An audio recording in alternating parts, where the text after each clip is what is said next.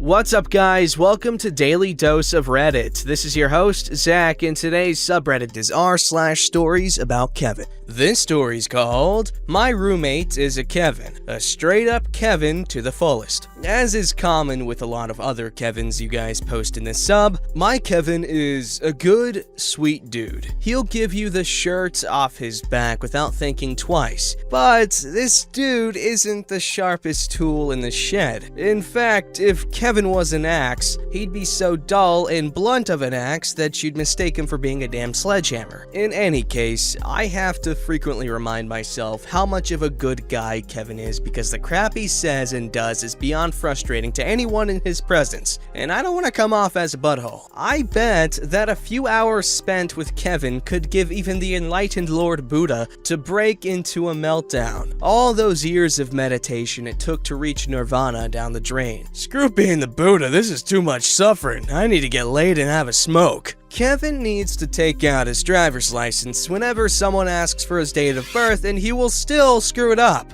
My date of birth is the 4th of the 16th month of 1993. So that's April 4th, 1993, right? Usually the other person just loses their patience and asks, "Sir, just read me the individual numbers from left to right." Kevin has never eaten Chinese food. There's nothing wrong with that, but whatever was going on in his brain is clearly wrong. So I was thinking about ordering some Chinese food and asked him what he wants. He tells me he doesn't like Chinese food because it's too spicy, so I was like, okay, I'll get some noodles and some beef or chicken that's not too spicy. I start naming your Chinese takeout dishes, and he has no idea what the hell I'm talking about. Lo mein, pepper steak, sesame chicken, sweet and sour? Nope. I get nothing but a glassy-eyed gaze from him. I ask him what he ate last time that was so spicy. The dude starts naming Indian food dishes, kebabs, biryani, and stuff. And I was like, yo, Kevin, that's not Chinese food, that's Indian cuisine. And he's not having any of it.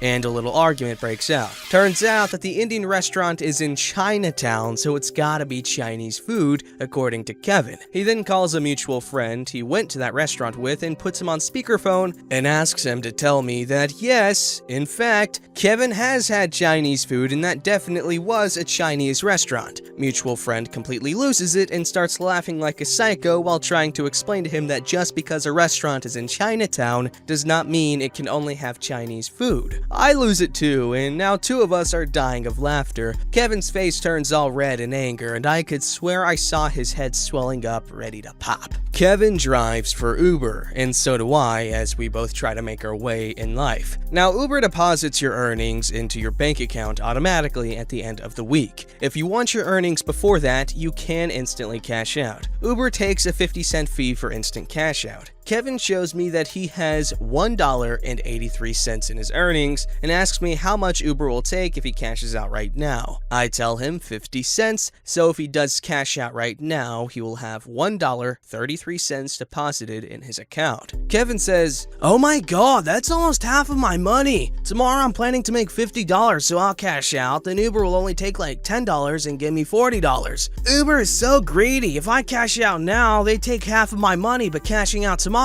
I only have to give way less than half of $50. At this point, my natural instinct is to educate this fool, but I know that if I attempt to do so, I'm entering into a world of hurt. I give it a shot. I tell him that no matter how much money he has in earnings, Uber will only take 50 cents for each cash out. If he cashes out now, Uber takes 50 cents from $1.83 to give him $1.33. If he cashes out tomorrow with $50, Uber will take the same 50 cents from his $50 and give him $49.50. Anyway, I try a little while longer, but his stubborn ass can't get beyond Uber taking half of his money if he cashes out right now. Although I somehow trick him to not cash out at all, so Uber will take no money from him when they deposit his money at the end of the week. Kevin and I are talking about dental hygiene. We both agree that yes, brushing after every meal is a good idea, and it works well to prevent cavities. Flossing? Yes, flossing is a good idea too. So far, so good. But then I pull out my bottle of mouthwash. This is where the whole crap falls apart. I tell him mouthwash is good too. It kills bad breath and all the germs and crap in your whole mouth, especially the parts where we don't usually brush. Kevin is like, no way, someone said to to do mouthwash, but I don't do it. I never do it because it's just a way for the dentist to make more money. It has chemicals and stuff in it that messes up your teeth and helps the germs to make even bigger cavities, rotting your teeth. They want you to mess up your teeth so you can go back to them and give them your money.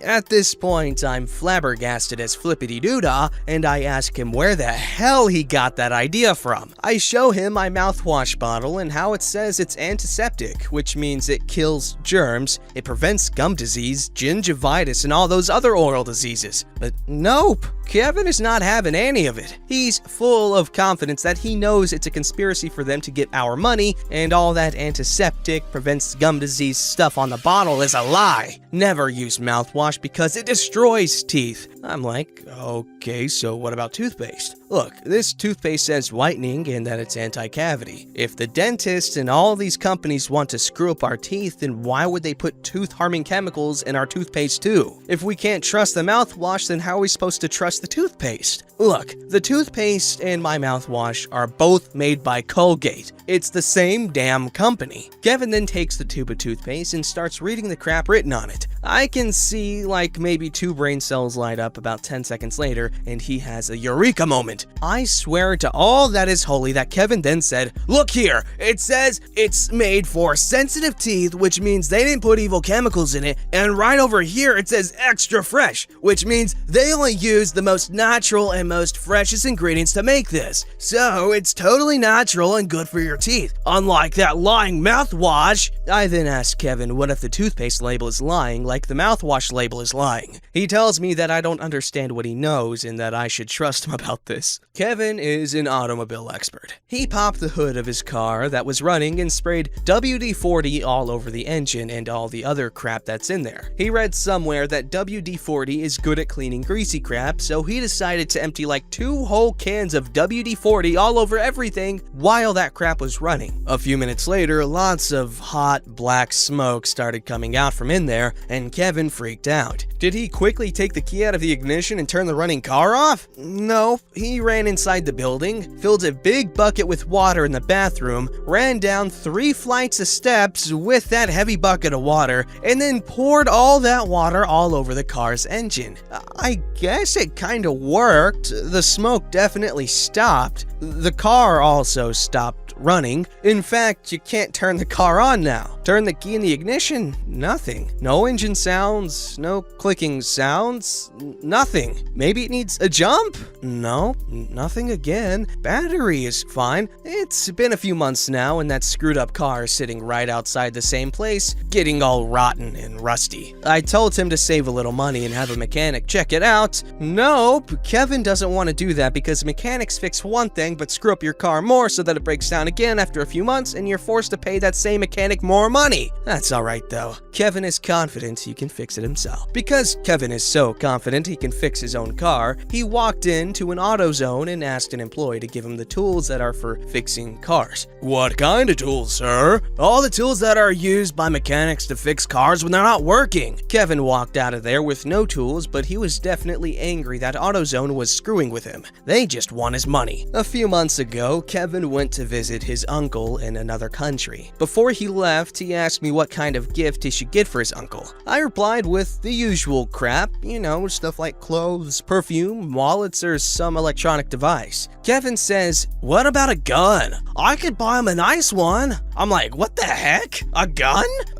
Okay, say you get one for him. How do you plan on taking it with you to give to him? You know, since you're getting on an airplane to travel there? He says, "No problem, it's safe in a holster, and I'll also have a gun permit to show to the airplane people." After hearing this crap, I was like, what the heck? You can't do that. You're gonna get tackled to the ground and get your ass beat. You're gonna get your ass arrested, our apartment raided, interrogated for hours, get me arrested. In best case scenario, they're gonna ban your ass from stepping foot inside an airplane, any airplane ever again. You crazy? How do you not know this? Kevin just brushed it off. If I make $100 a day, how many days till I make $200? Kevin and I went to Walmart to buy cleaning supplies and crap for our apartment. We go stand in the checkout line and Kevin whispers into my ear, "Hey, that chocolate? Is that a Snickers? Can you pick one up for me?" I tell Kevin to pick it up himself because he's literally standing right next to it. He whispers again, telling me to do it. I'm like, whatever, and I pick it up and put it next to our stuff. Kevin then says that the Snickers should be next to me or that I should hold it. At this point, I'm like, do you want the Snickers or not? Why are you whispering in my ear? What's wrong with putting that damn Snickers bar right next to the other crap we're buying? Apparently, Kevin was afraid that the people around him wouldn't view him as the masculine tough guy he thinks he is if they found out the Snickers bar is for Kevin. I pick up the damn candy bar and loudly say, I love Snickers, and this is for me. Kevin's face turns red, and once again, I swear his head was swelling up. Kevin thinks he knows geography. He will say dumb crap like, Florida is north-south of New York, Chicago and Atlanta are touching, but Chicago is left. Kevin is also guilty of the classic, girls pee from the butt. The first time I thought he was joking. The 10th time, not so much. He refuses to believe otherwise because he's very knowledgeable about human autonomy. I'll probably be posting here a lot. My roommate Kevin is a doofus. Sometimes I wish he wasn't such a nice, sweet guy so that I could flip my wig and call him an idiot. These are my favorite stories on this subreddit, just people listing these funny, silly things that people close to them do. And, yeah, they're making fun of them, but they're close, and at the end of the day, they love them. It's like a nice roast. Anyways, Kevin just sounds like every Facebook mom ever, or like Alex Jones and his fans. I will say this though, I like Alex Jones because he's fun to make fun of. And if you watched his appearance on the Joe Rogan Experience, that is a hoot to watch. He's self-aware, surprisingly. Even though I don't necessarily agree with his politics, he's a funny guy. Alrighty, this story is called Kevin Sleeps Openly in Every Class, plus a lot more. Well, looks like I found my new favorite subreddit. Time to contribute. Small high school, a few hundred and change kids per grade. In my class, there's this Kevin who openly sleeps in multiple classes. He's been doing this since I've met him at the start of high school. The teacher would be talking about whatever, and he'll straight up close his eyes and bury his face in his massive, bulky coat he almost always wears. When nudged by other students so he doesn't get in trouble, go away.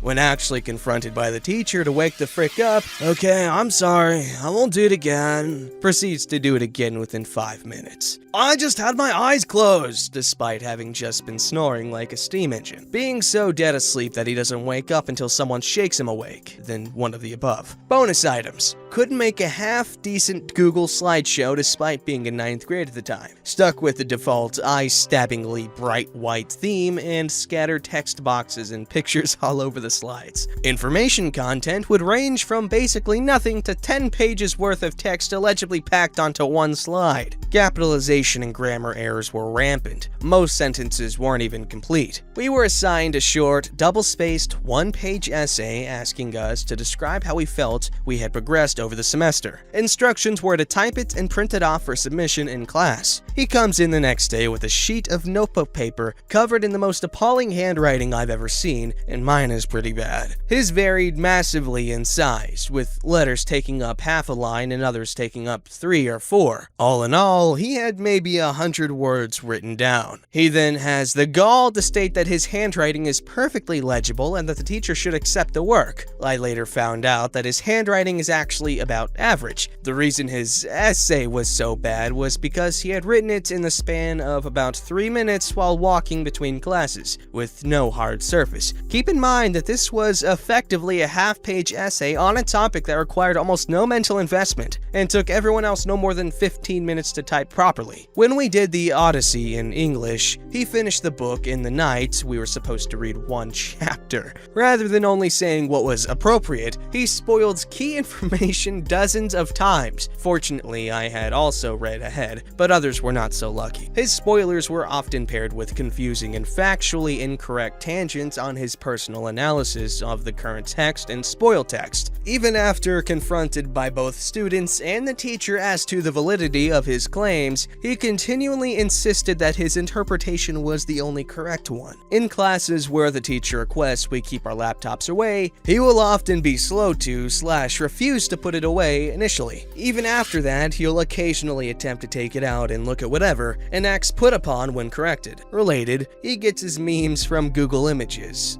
Thanks Rage Comics and Did You Know memes are the crap, tries to forcefully show them to everyone else. Polite suggestions that he at least try iFunny and tone down the aggressive sharing are summarily ignored. Related, apparently harangues random girls at our school on Instagram by barraging them with DMs, which are usually requests for a date. Related, tried to present an amateur country balls video on World War II to the history class as excellent study material. The video in question was published sometime in 2011. Looked like it had been animated on a touchscreen by someone with sausage fingers. Audio sounded like it had been deep fried in the very depths of hell itself. Contained painfully obvious historical inaccuracies, stating that Italy had been allied from the start, for example. Was on some Chinese video hosting site. Despite not having any form of autism or similar disorder, information I extracted from him personally, he very obviously has no idea how to engage with other people socially, showing flagrant disregard for literally every social norm and rule of conversation. If he's within earshot of your conversation and it interests him, he will interject, often mid-sentence.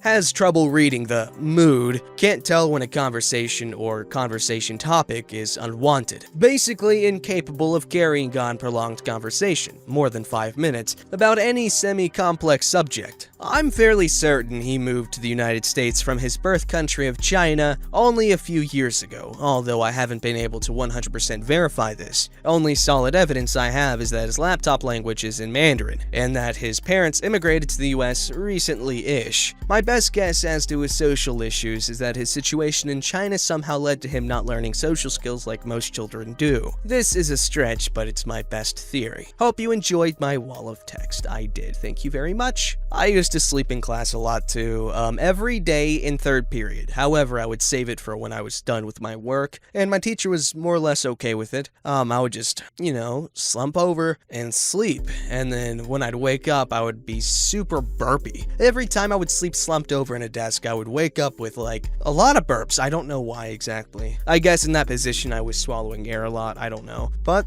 it was great. I love sleeping in class. It's fun. But I'm glad they clarified that he had no disorders or anything like that. So feel free to bully the crap out of this kid. I'm kidding. Bullying is wrong, and it's not nice. Unless it's in the form of a Reddit post making fun of someone's lack of intelligence. I don't know, internet is weird. Don't forget to like, subscribe, and hit that bell to never miss an episode.